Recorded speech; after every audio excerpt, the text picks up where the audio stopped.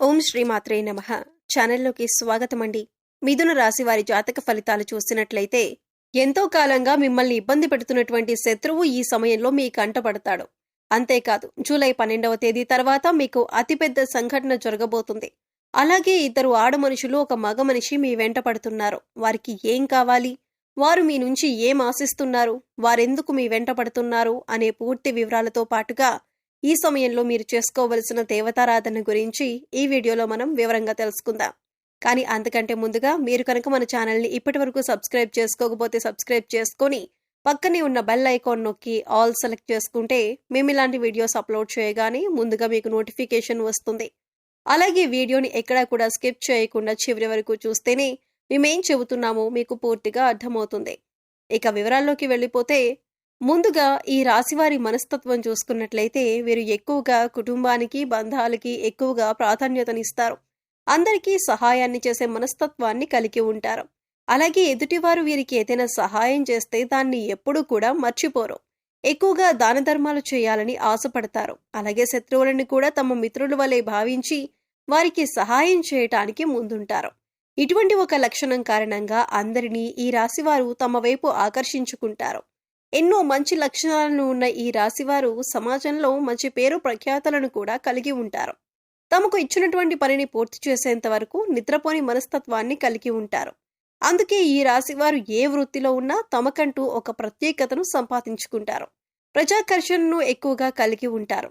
ఎన్ని ఎదురు దెబ్బలు తగిలినప్పటికీ కూడా, అంటే నష్టాలు కలిగిన జీవితంలో ఓడిపోయాం అనే సందర్భం వచ్చినా కూడా మళ్ళీ తిరిగి ధైర్యంగా నిలబడతారు. కష్టాలను ఎదురీదుతారు.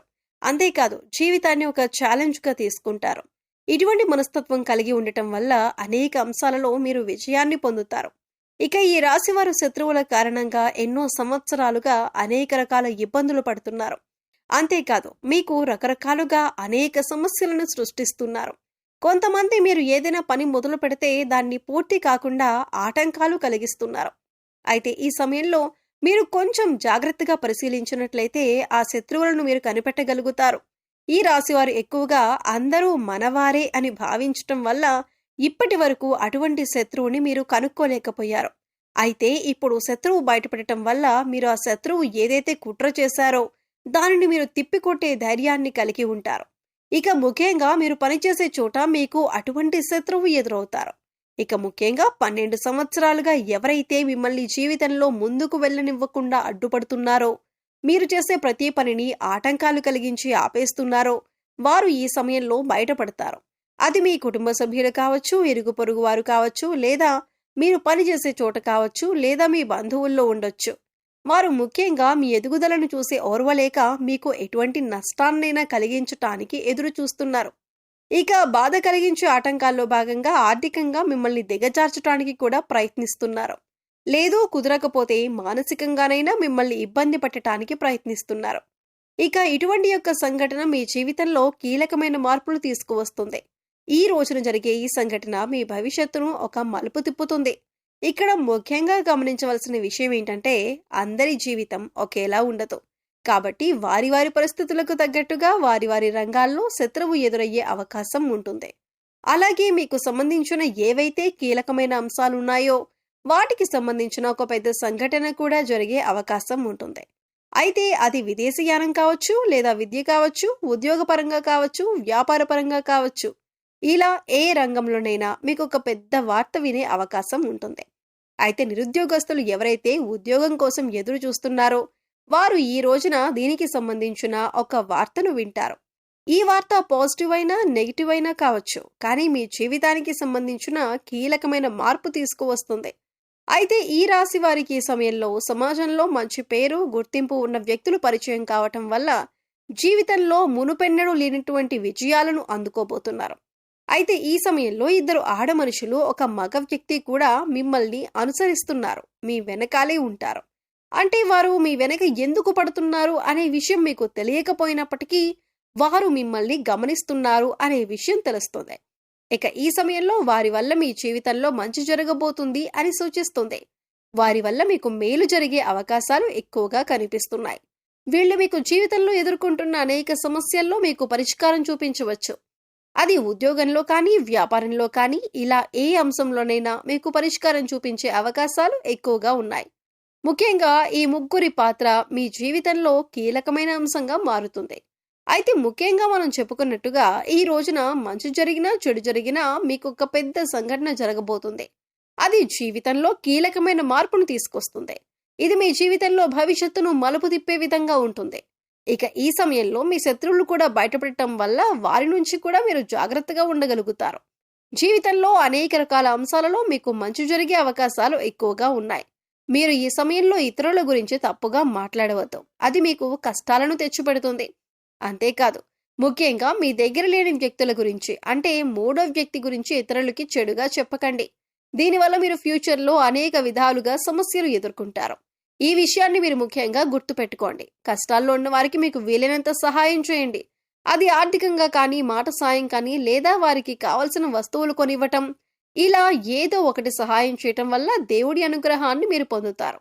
అయితే ఈ సమయంలో మీరు చేసుకోవలసిన దేవతారాధన గురించి చూసుకున్నట్లయితే అనేక శుభ ఫలితాలు పొందటానికి మీరు ఈ సమయంలో శివారాధన ఎక్కువగా చేయవలసి ఉంటుంది. ఇక మీరు జీవితంలో ఉన్నత స్థానాన్ని చేరుకోవాలి అంటే కనుక మీకు ఉన్నంతలో లేని వారికి దాన ధర్మాలు చేయవలసి ఉంటుంది. ఎప్పుడైతే మనం లేని వారికి దానం చేస్తామో దేవుడు దానికి పదింతలు మనకి ప్రసాదిస్తాడు.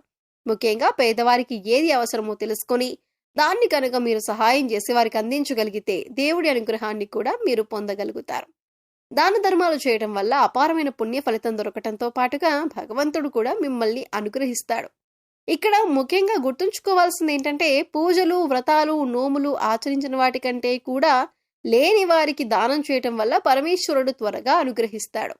మానవ సేవే మాధవ సేవ అన్నారు పెద్దలు. ఇక వారికి అవసరమైన వస్తువుని గుర్తించి అంటే వస్త్రాలు కానీ, చెప్పులు కానీ ఇలా ఏదైనా సరే దాన్ని గుర్తించి పేదవారికి పంచిపెట్టండి.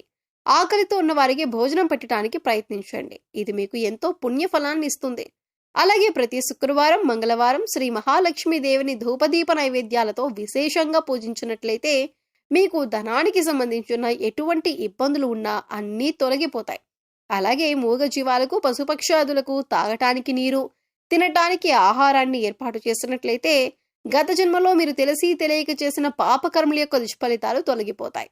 తద్వారా మీరు చేసే ప్రతి పనిలో విజయం సాధించడంతో పాటు ఆర్థికంగా కూడా ఉన్నతిని సాధిస్తారు. ప్రతి పనిలో మీరు సక్సెస్ ని పొందుతారు.